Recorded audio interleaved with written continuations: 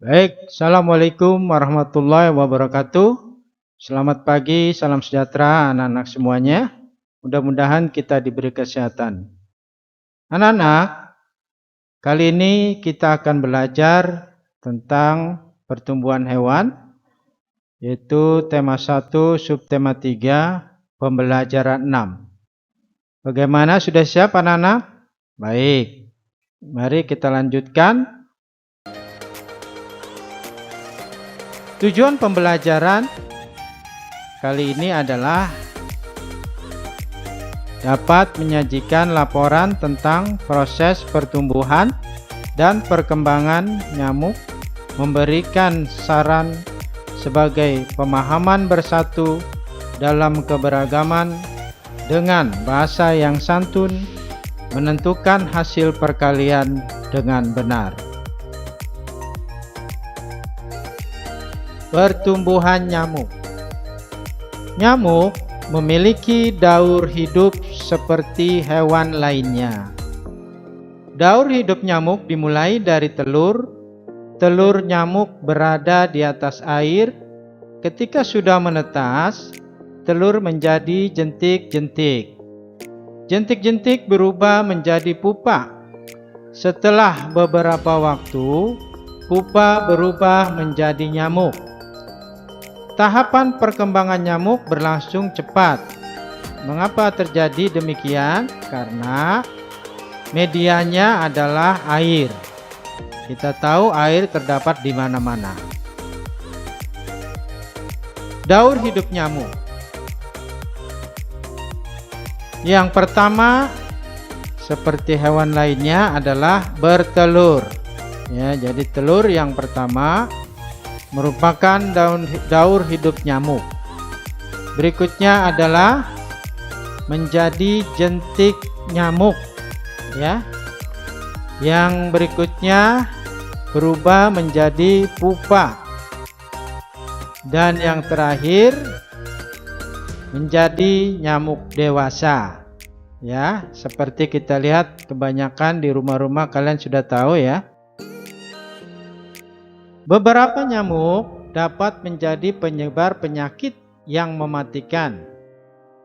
Contoh penyakit yang ditularkan nyamuk adalah demam berdarah. Anak-anak, penyakit demam berdarah dapat menyebabkan kematian.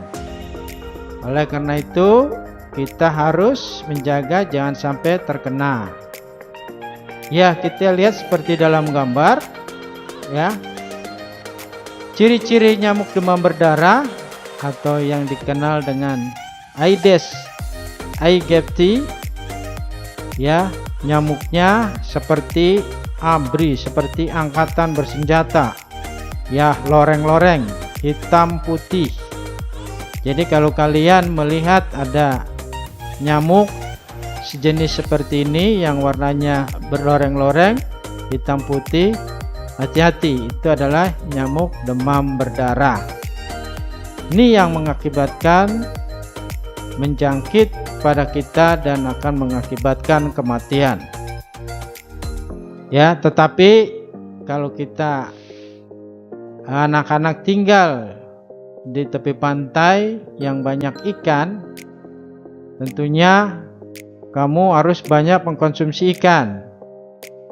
Ya, karena ikan dapat mempertahankan dalam tubuh trombosit akibat virus demam berdarah. Ya, selain ikan, ya, makanan lain yang bagus juga adalah rumput laut. Ya, itu bisa jadi agar-agar kita makan dari rumput laut, itu juga akan menyebabkan kekebalan tubuh. Jadi anak-anak harus tahu yang tinggal di tepi pantai. Untuk mencegah nyamuk demam berdarah, ya, kita lihat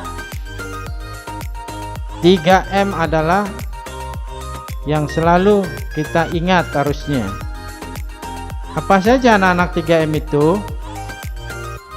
Yang pertama menguras, yang kedua menutup, M ketiga mengubur. Menguras artinya Kalian kan punya bak mandi di rumah atau memelihara ikan di bak kolam. Itu kamu perhatikan ya.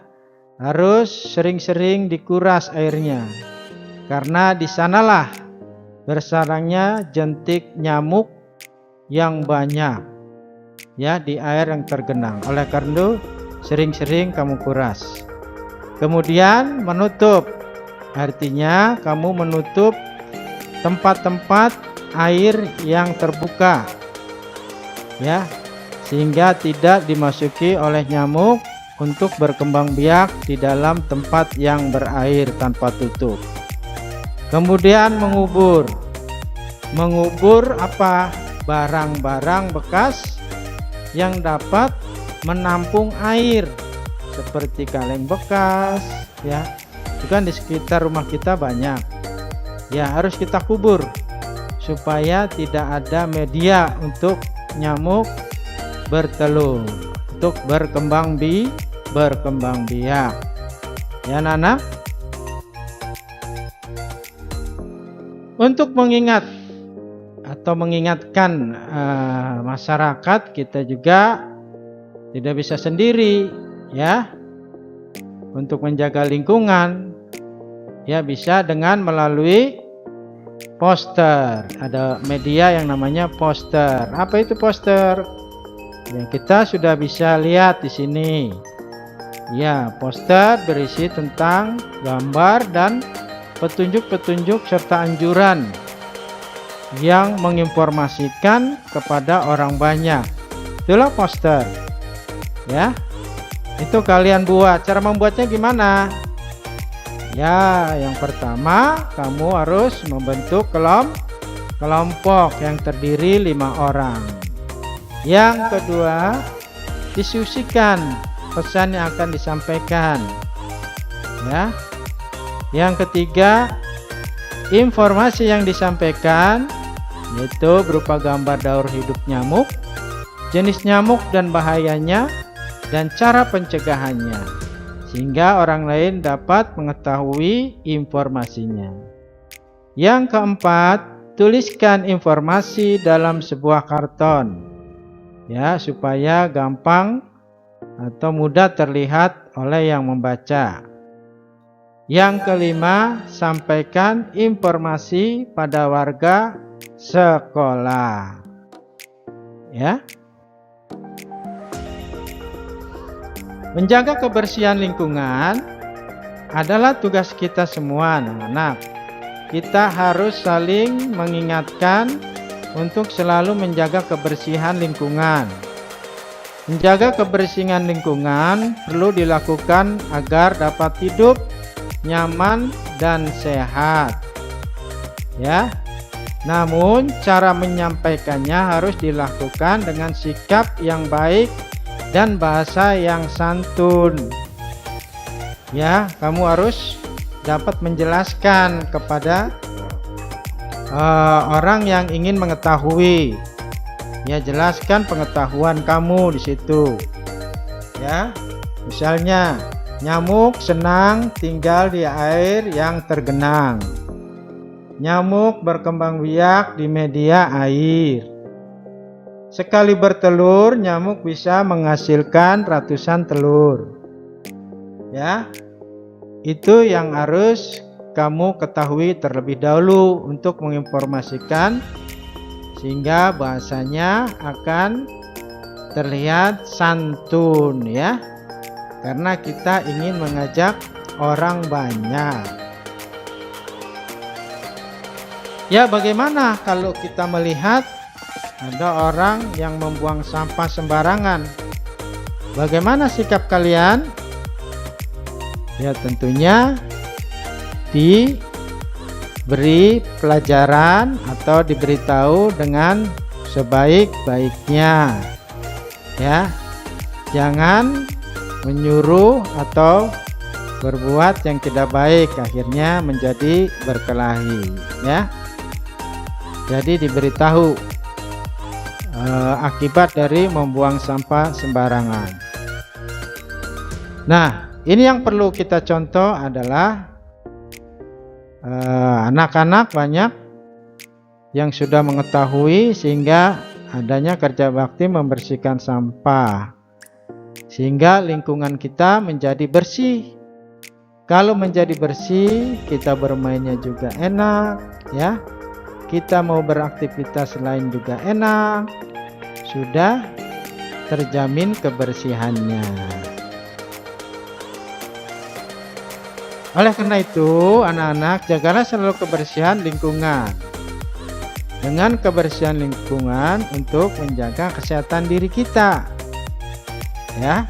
Apalagi saat sekarang kalian kalau mau beraktivitas, ya, selalu menggunakan masker. Ya, beritahu keluarga kalian bahwa pada saat ini kita masih dihadapkan dengan COVID-19.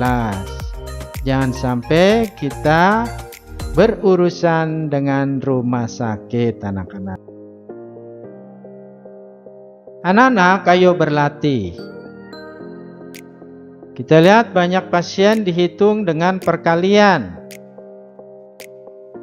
Perhatikan perkalian 130 dikali 3 dengan cara bersusun berikut ini. Langkah pertama yang kalian lakukan adalah dari bawah ada angka 3 dikali angka 0, maka hasilnya akan 0.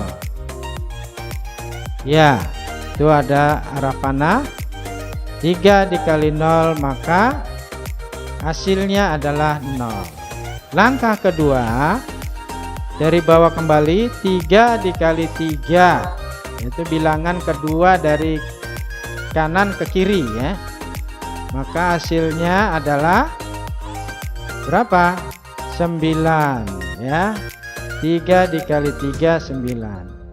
Nah, langkah ketiga, karena angkanya ada 3 yang di atas, maka cukup 3 langkah, yaitu 3 dikali 1 hasilnya 3, ya. 3 dikali 1 maka hasilnya 3.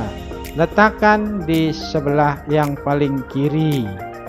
Jadi hasil dari 130 dikali 3 adalah 390. Ya, ngerti anak-anak ya? Mudah bukan? Nah, demikian anak-anak pembelajaran kita pada hari ini, ya. Maka diakhiri dengan kalian harus mengerjakan soal. Ada 4 soal yang harus kerjakan. Tentunya dari penjelasan tadi kamu sudah bisa menjawab ke-4 soal ini. Demikian anak-anak pembelajaran kita pagi hari ini.